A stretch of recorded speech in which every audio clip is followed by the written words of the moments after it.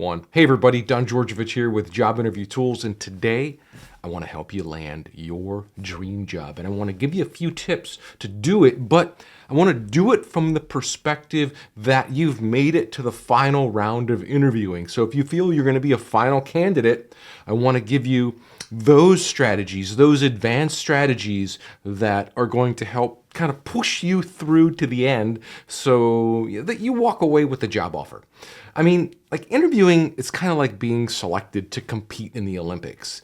I mean, you've already outperformed hundreds of candidates and, you're down to the final round, usually with 3 to 5 other candidates, well-qualified candidates. And at this point, I mean, you're competing with the best of the best. So the big question is, how do you win the job and walk away with the offer? And one of the most important things that you can do, or you should have already done up to this point, is to research the company and have a solid understanding of what they do, what their challenges are, who their competitors are, what their overall vision is. I mean, think about it.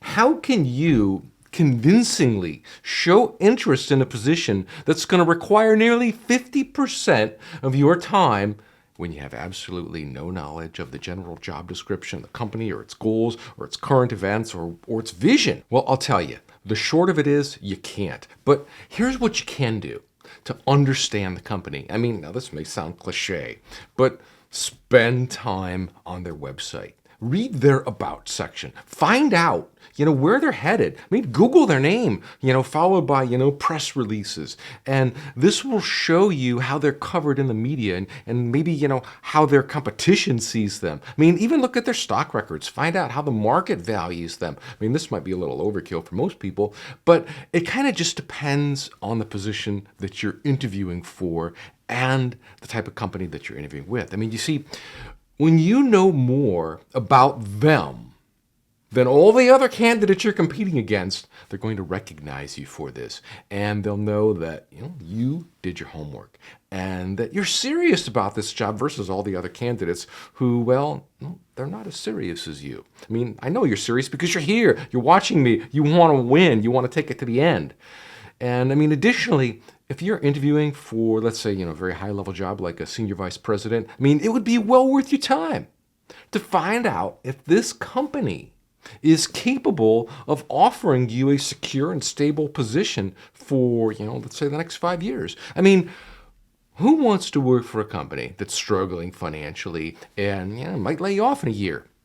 I mean, that would be a huge waste of your time. But it could be prevented with just a little bit of research today. Now, that works for bigger companies, but let's say smaller ones. So if you're interviewing with a smaller company, you can always call the local chamber of commerce because smaller companies aren't going to have all these, big corporate records and stuff, but the chamber will, and they'll be able to guide you and tell you if that business is, well, they're reputable or not.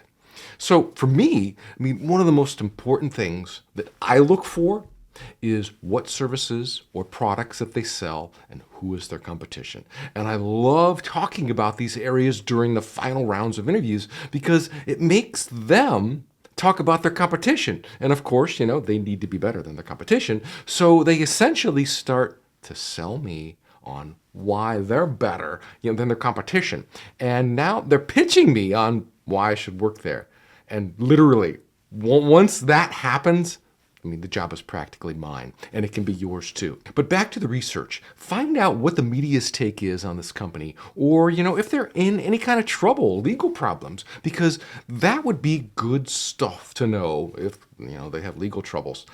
But you may not want to bring it up in the interview. I mean, it just depends. Because, if you're like in the interview and you're like, hey, I noticed you guys have a lawsuit pending against you. Can you tell me more about that?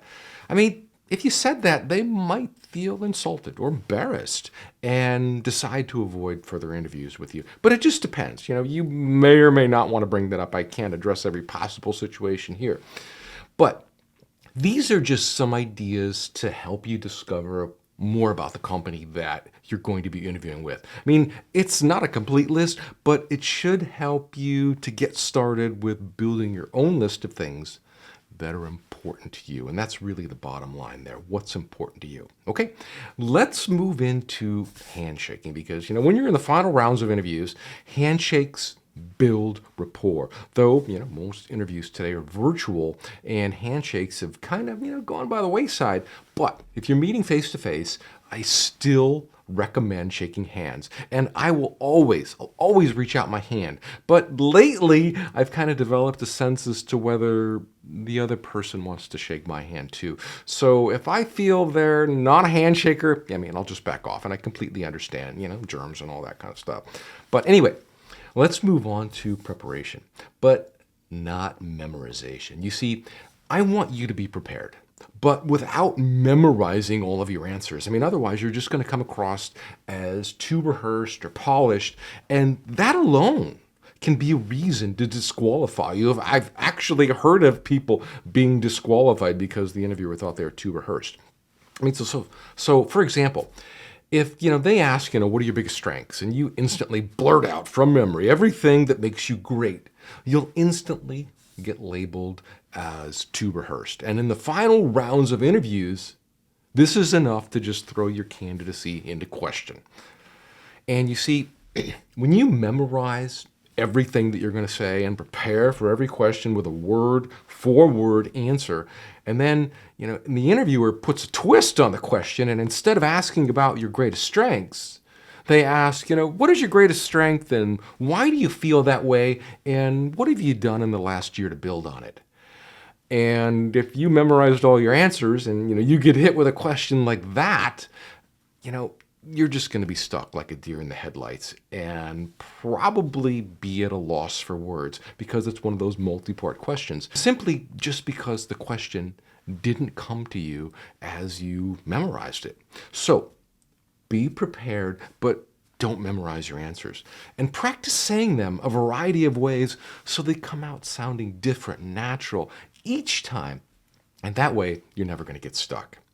And now, I want to walk you through the STAR formula for answering questions, because by the third or the final round of interviews, you should be getting asked a lot of behavioral questions. And behavioral questions usually start off with something like, tell me about a time when someone on your team didn't do his job, or can you give me an example of a time when you had to do, fill in the blank, just whatever it is.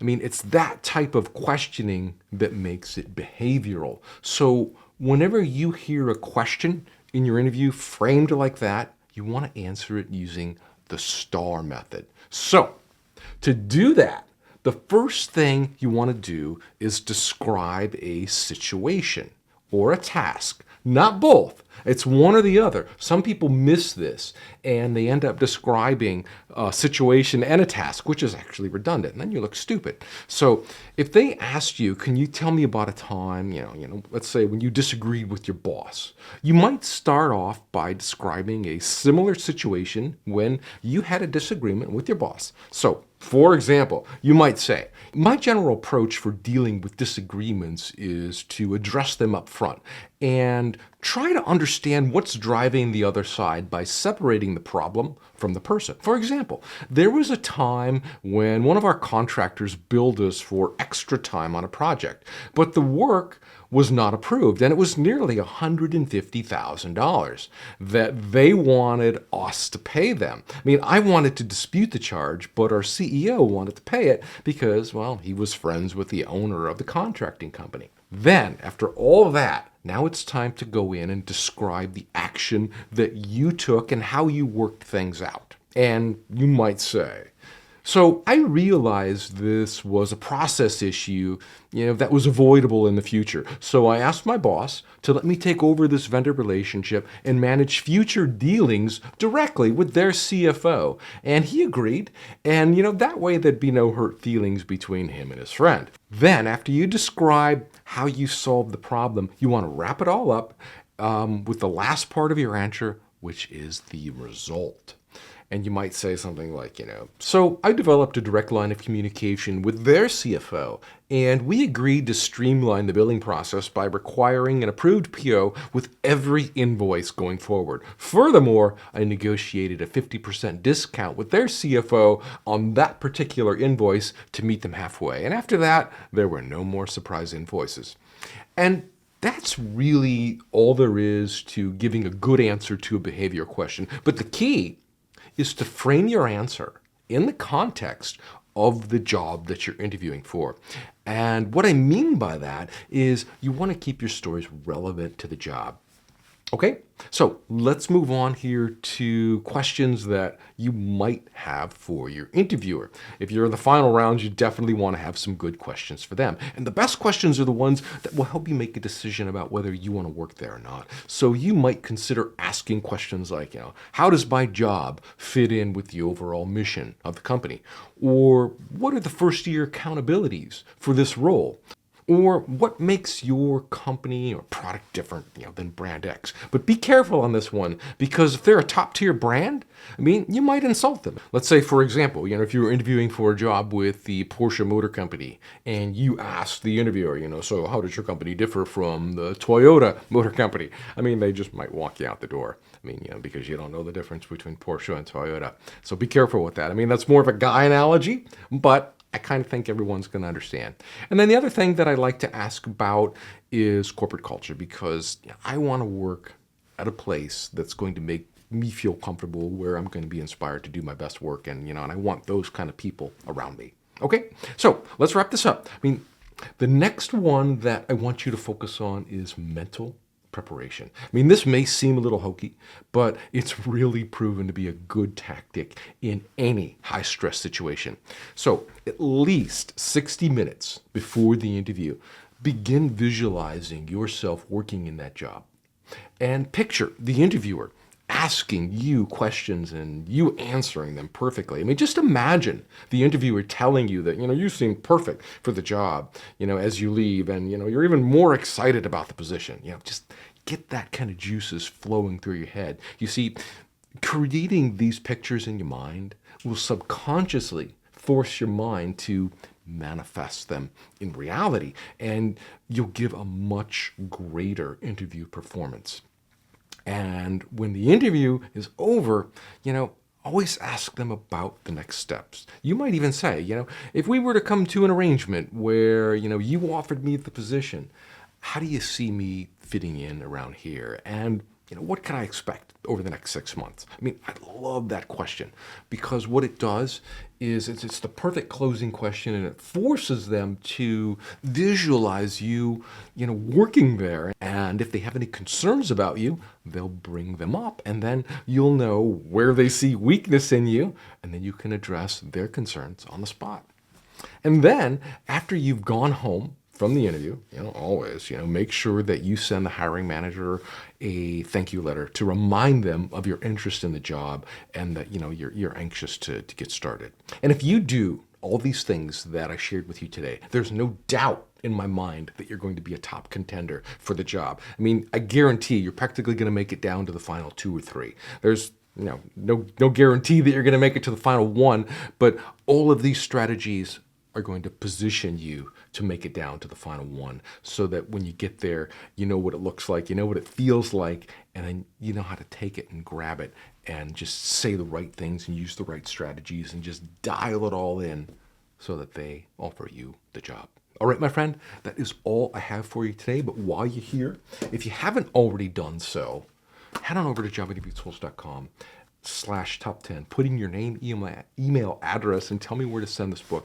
This has the top 10 interview questions. Now, if you've already been on several interviews and you've been to my channel before, you might already have this book. But if you don't, on the offbeat chance that you don't, go there and get this book, because this is going to give you great insight into some of the more common interview questions. And even though you make it to the 3rd round of interviews, you might be interviewing with a different interviewer by that time.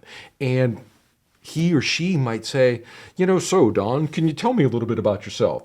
And that's usually one of the first questions that any candidate gets, but that doesn't mean that someone can't ask it to you in the third interview. Or, why do you want to work here? That's another final question that interviewers like to ask.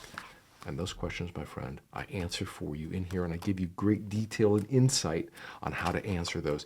And just this little book here will really help you, close the deal, get down to the final rounds. Or if you're not at the final rounds yet, this book is definitely going to help you get there. So anyway, enough about that. That's all I got for you today. I wish you the very best. If this is your first interview, your last, or whatever it is, I wish you the best. I hope you land the job. And I'll see you in the next video. And if you found this video helpful, please give it a thumbs up. I'd appreciate it. It helps me understand the kind of content that you want, and then so I can make more of that. And subscribe. Doesn't cost you anything. And I'll let you know every time I release a new video. Okay, we'll see you in the next video. Bye now.